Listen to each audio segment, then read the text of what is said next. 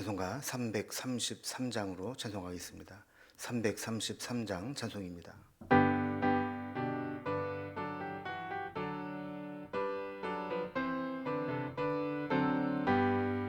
충성하라 죽도록 충성하라 주님께 슬픔이나 괴로움이 주의 사랑 못 끊으리 충성하라 죽도록 충성하라 끝까지 충성하라 죽도록 충성하라 주님께 찬란하다 저 멸류관 들려온다 주의 음성 충성하라 죽도록 충성하라 끝까지 충성하라 죽도록 충성하라 주님께 항상 내가 힘쓰오니 주님 나를 도우소서 충성하라 죽도록 충성하리 끝까지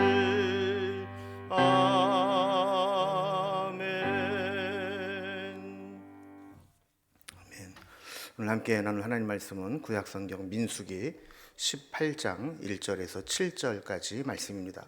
민수기 18장 1절에서 7절까지 구약성경 226면입니다. 말씀을 제가 봉독하겠습니다.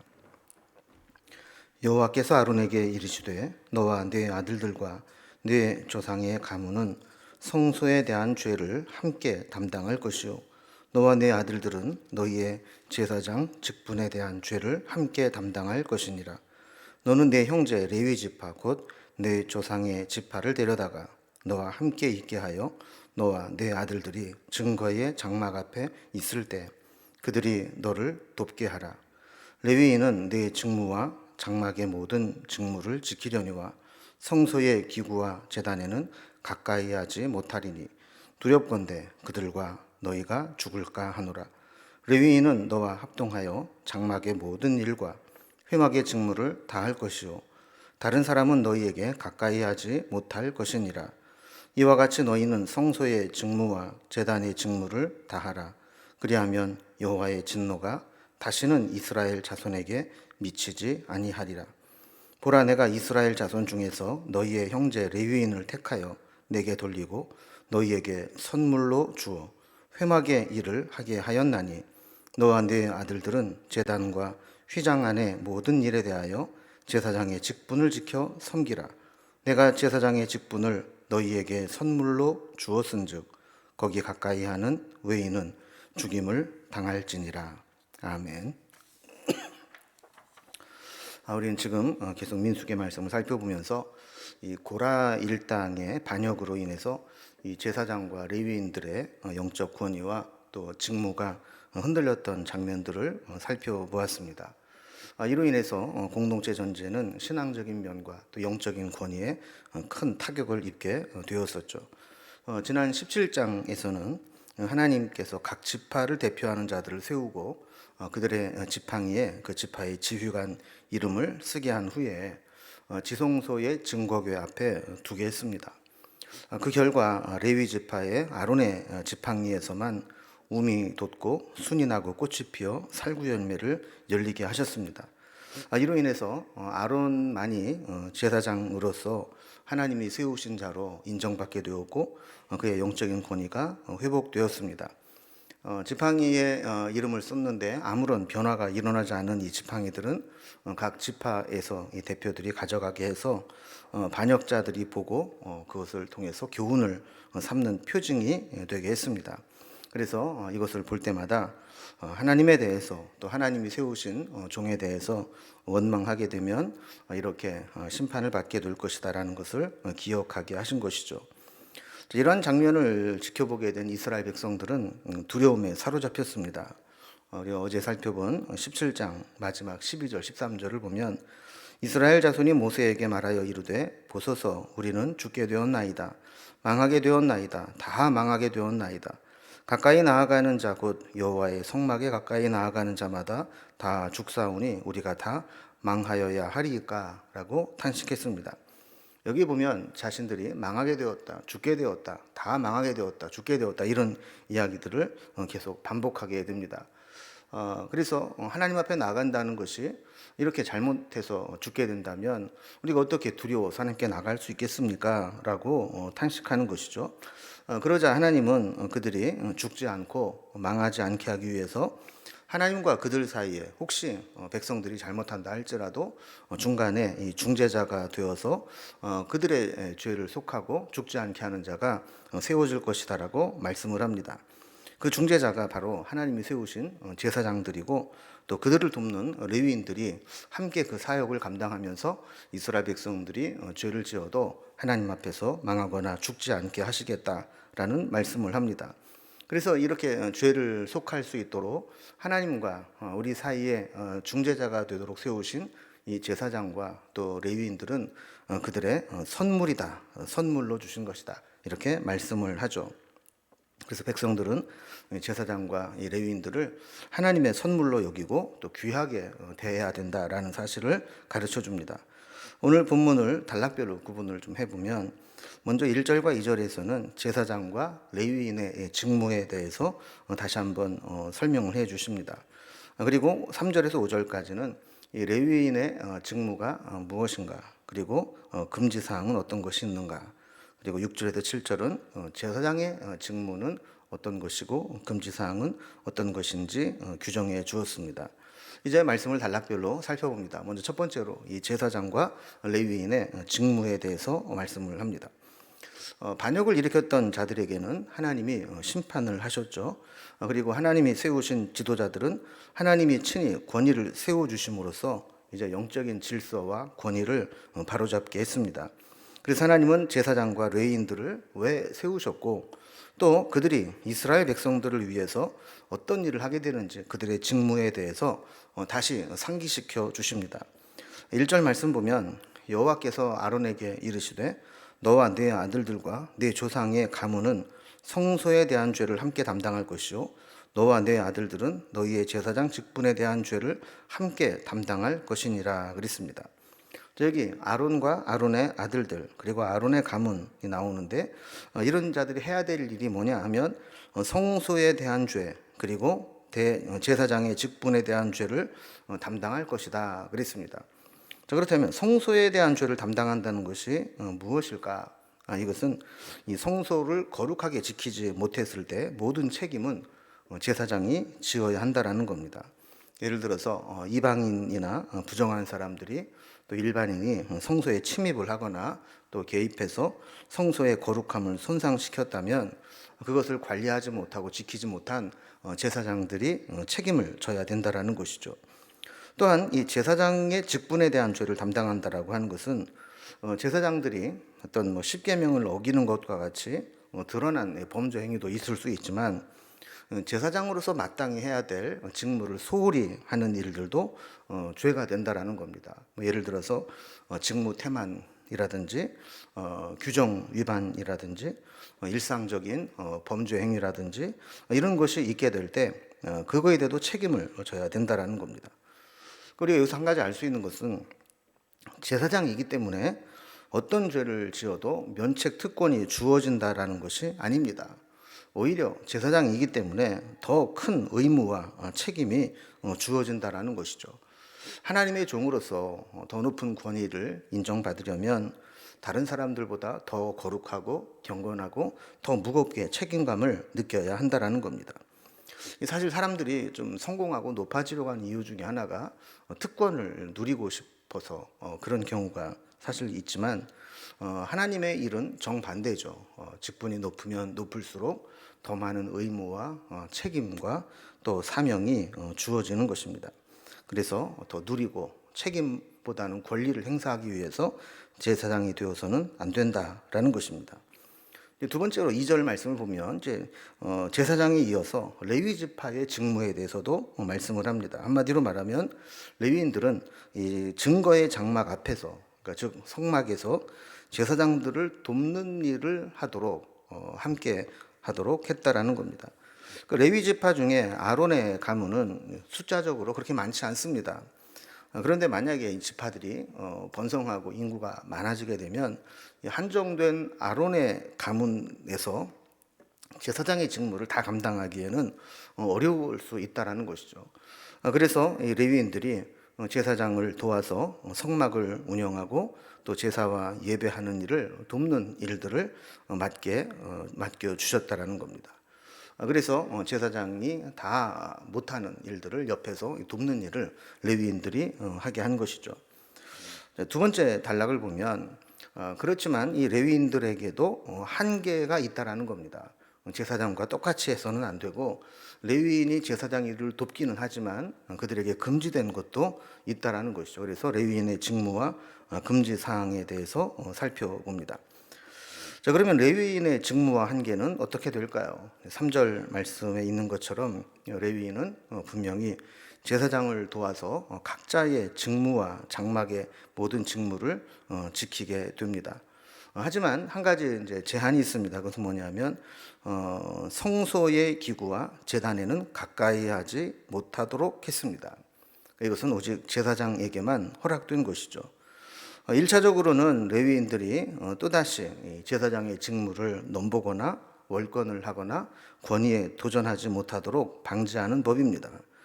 그리고 또 하나는 이 제사와 예배의 업무를 감당함에 있어서 이 책임과 또 업무 분담을 분명히 함으로 중복되거나 혼란을 생길 것을 미연에 방지하기 위함입니다.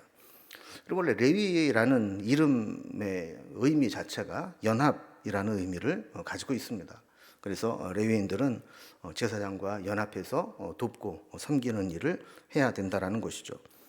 그래서 아론의 제사장 가문과 나머지 레위 지파 간에는 4절에 있는 말씀과 같이 서로 합동하여 장막의 모든 일과 회막의 업무를 다 할 것이라 그랬습니다.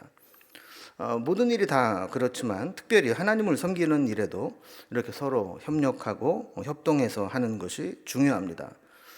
그렇게 하기 위해서, 그리고 서로 협력이 지속적으로 이루어지기 위해서는 권위와 질서의 문제가 확정되어야 하고 또 그 질서대로 서로 존중하고 역할을 나누어서 업무 분담을 잘 이루어야 하는 것이 필요합니다.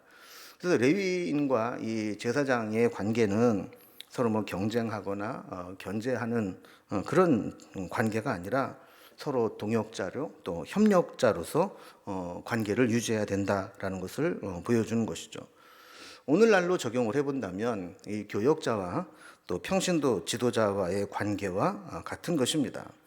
하나님을 섬기는 일에서는 함께 마음을 합하고 합동해서 해야 되지만 그러나 서로에 대한 역할과 또 하나님께 세워주신 직무가 있기 때문에 이것을 서로 부딪히지 않도록 해야 된다라는 것이죠. 이런 역할 분담과 또 역할에 대한 인식이 잘못됐을 때 여기저기에서 갈등이 생기고 삐그덕거리는 일이 생기게 되는 겁니다. 또한 4절 뒷부분에 보면 다른 사람들은 너희에게 가까이 하지 못할 것이라 그랬습니다.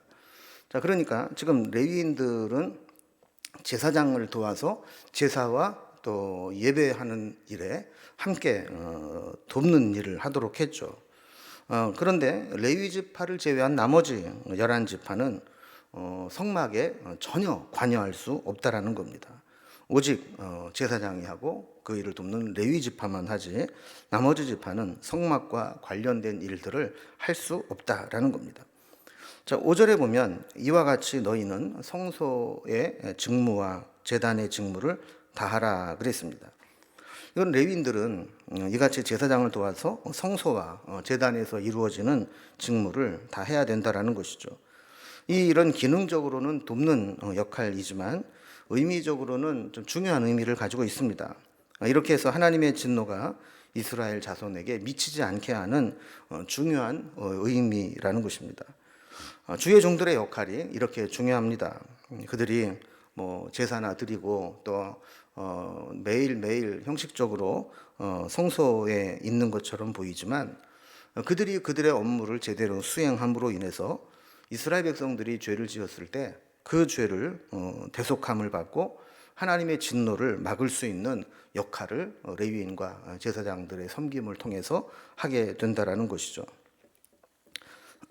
마지막 세 번째로 이제 제사장의 직무와 또 제사장의 금지 사항을 이야기합니다. 5절에서도 우리가 살펴본 것처럼 주의 종들의 사명과 역할은 매우 중요합니다. 그래서 이 일에 과중하여서 소홀히 함이 없도록 하나님은 대책을 마련해 주는 것이죠. 계속 반복된 얘기지만 6절 말씀을 보면 하나님께서는 이 제사장의 일이 너무 과중해서 지치지 않도록 레위인을 선물로 주었다 그럽니다. 선물과 같은 존재로 주어서 그들이 회막 일을 돕는 일을 하게 했다라는 것이죠. 만약에 얼마 안 되는 아론의 자손들만 이 성막과 제단에 관련된 또 예배와 제사에 관련된 일들을 수행하게 된다면 아마 제사장들은 얼마 못 가서 육체적, 정신적 고통으로 인해서 탈진되고 말았을 겁니다. 그래서 레위인들이 성막 봉사에 있어서 분담해서 할 수 있도록 선물처럼 주어서 제사장의 고통을 덜어주게 된 것이죠. 또한 7절에 보면 하나님은 제사장의 직분의 수행함에 있어서 아론과 그의 자손들에게도 제사장 직분을 선물로 주셨다라고 말씀합니다. 그러니까 힘들긴 해도 이런 제사장의 직분을 받았다라고 하는 것은 참 하나님의 선물과 같은 귀한 일이라는 겁니다. 이 직분이 힘들긴 하지만 아무나 하고 싶다고 할 수 있는 게 아니라는 거예요.